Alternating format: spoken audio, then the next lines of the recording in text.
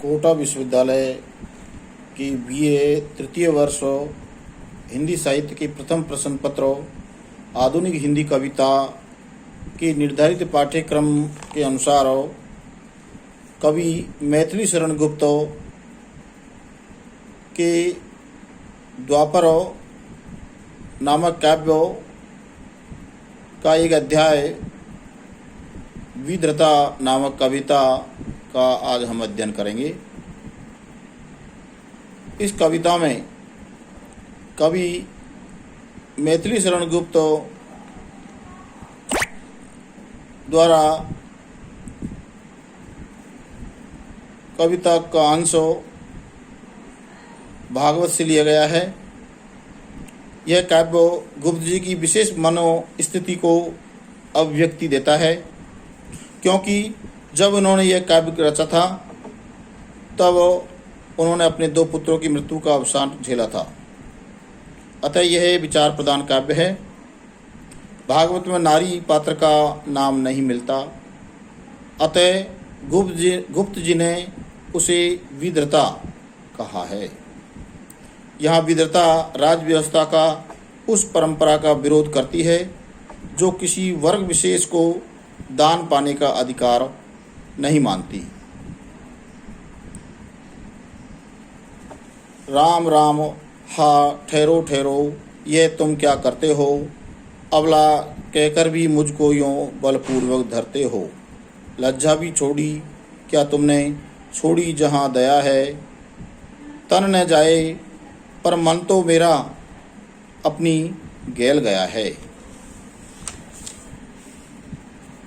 प्रस्तुत अंश विधृता कविता में कवि ने विधृता नारी के कथन को उपस्थित करो उसकी परंपरागत विरोधी भावना का चित्रण किया है। कवि के अनुसार विधृता नारी पुरुष को लक्ष्य करके कहने लगी कि दुख की बात है कि यह तुम क्या अनिति कर रहे हो। राम राम आहा ठहरो ठहरो, कि तुम विधृता नारी के साथ क्या अन्याय कर रहे हो। ठहरो ठहरो, मुझे अबला नारी भी इस पत्र बलपूर्वक क्यों पकड़ रहे हो। यह तुम क्या करते हो, अबला कहकर भी मुझको यूं बलपूर्वक धरते हो। क्यों अपने अधीन रखने का जबरदस्ती प्रयास कर रहे हो। क्या तुम इस तरह के आचरण से अपनी लज्जा और दया को भी छोड़ चुके हो। लज्जा भी छोड़ी क्या तुमने, कि क्या तुमने अपनी जो शर्मिंदगी है, अपनी लज्जा है, उस लज्जा को भी त्याग दिया है। तन न जाए पर मन तो मेरा अपनी गैल गया है। भले ही मेरा शरीर हो किसी के अधिकार में जा सकता है, परंतु यह मन तो मेरे अधीन है। यह तो अपनी इच्छा अनुसार मार्ग चलता है, इसलिए बलपूर्वक किसी का तिरस्कार नहीं कर सकते। लोहित नेत्रों फड़कते नथुने, विकृत वदनो खरवाणी, नारायण मेरे नर में है कौन सा यह प्राणी। रौद्र नहीं विभत्स असूचित यह, आहो अरे नहो, यह शरीर अब कहाँ जाएगा। शुद्ध शांति तुम पाओ। अंश के माध्यम से कवि ने पुरुष के क्रोधपूर्ण या क्रोधयुक्त तमतमाए चेहरे को देखकर नारी उसे शांत होने के लिए कहती है, इसका चित्रण कवि ने किया है। कवि विधृता नारी के माध्यम से कहते हैं कि लोहित नेत्रों तुम्हारे जो नेत्र है वो लाल, क्रोध से लाल हो गए हैं। फड़कते नथुने, और तुम्हारे नाकों के जो नथुने हैं वो भी फड़कने लगे हैं। चेहरा है वो तमतमाया हुआ है। विकृत बदनो खरवाणी, और तुम्हारा जो मुख है वो भी टेढ़ा मेढ़ा हो गया है, विकार युक्त हो गया है, विकृत हो चुका है। और खरवाणी, खरवाणी कर्कश हो, तुम्हारी वाणी में भी कर्कश हो आ चुकी है, अर्थात कठोरता आ चुकी है। नारायण मेरे नर में है। हे भगवान, देखिए मैं तो यह पुरुष है इसको मान रही हूँ, परंतु आचरण से यह कौन सा नया प्राणी बन आया है। कौन नया यह प्राणी, ये आचरण से कौन नया प्राणी लग रहा है। रौद्र नहीं, विभत्स असूचित यह है। यह केवल भयंकर क्रोध हो, रौद्र नहीं विभत्स, यह भयंकर हो, क्रोध और घृणा से ही, घृणित ही नहीं, अब तो असुचि, यह आचरण से भी पवित्र हो गया है। आओ अरे नहाओ, इसलिए हे पुरुष नहाओ, स्नान करो और इस शरीर को शुद्ध व शांत करो। यह शरीर अब कहाँ जाएगा, शुद्ध शांति तुम पाओ। अब यह शरीर को त्यागा नहीं जा सकता, इसलिए इसे शुद्ध और शांत रखा जा सकता है। तुम भी अपना आवेग त्याग करके और ऐसा ही करो जिससे तुम्हारे मन को शांति मिल सके और इस शरीर को शुद्ध किया जा सके।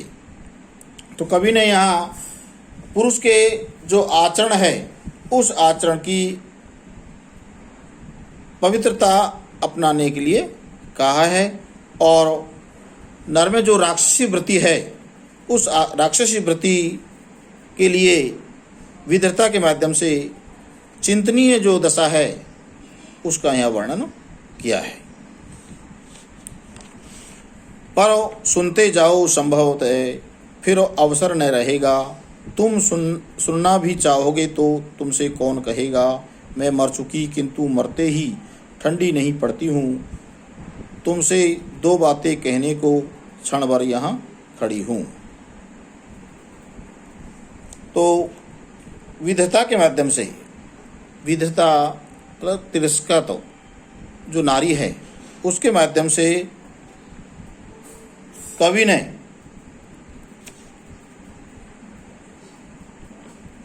नारी का अपने पति के सामने स्वाभिमान के साथ अपना अभिमत व्यक्त करने हुए कवि कह रहा है कि पर सुनते जाओ संभवतः फिर अवसर नहीं रहेगा, कि तुम स्वयं को एक विशिष्ट मानकर नारी पर अत्याचार करे, उसे दबाए रखे और निर्बलतापूर्वक उसे अबला माने, यह सर्वथा अनुचित है।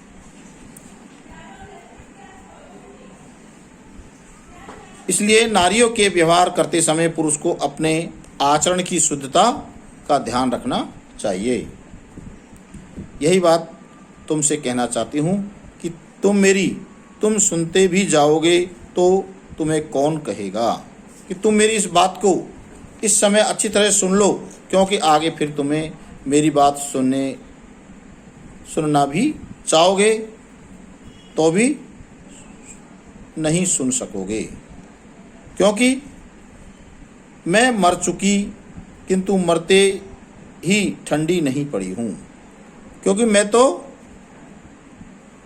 यह अपमानित व्यवहार से मैं एक प्रकार से मर चुकी हूँ, क्योंकि इस संसार में मेरा तिरस्कार हुआ है, मेरा अपमान हुआ है, इसलिए मैं अपमानित हो चुकी हूँ और मैं मृतप्राय हो गई हूँ। परंतु मरने के बाद में व्यक्ति का जो शरीर है वो ठंडा पड़ जाता है, लेकिन मेरा शरीर है वो अभी ठंडा नहीं हुआ है, ये चेतनाहीन नहीं हुआ है। इसलिए तुमसे दो बातें कहने को क्षण भर यहाँ खड़ी हूँ। इसलिए मैं तुमसे बातें करने के लिए यहाँ पर मौजूद हूँ। मैं यहाँ पर इसी निमित्त खड़ी हूँ कि तुम मेरी बातें अवश्य सुनो और उसको अच्छी प्रकार से समझ सको। तो कवि गुप्त जी ने एक तिरस्कृत नारी के माध्यम से पुरुष का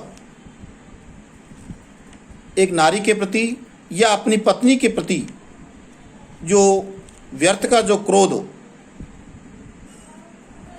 न करने के लिए वह पवित्र आचरण करने की बल दिया है और उसे समझाने का प्रयास किया है।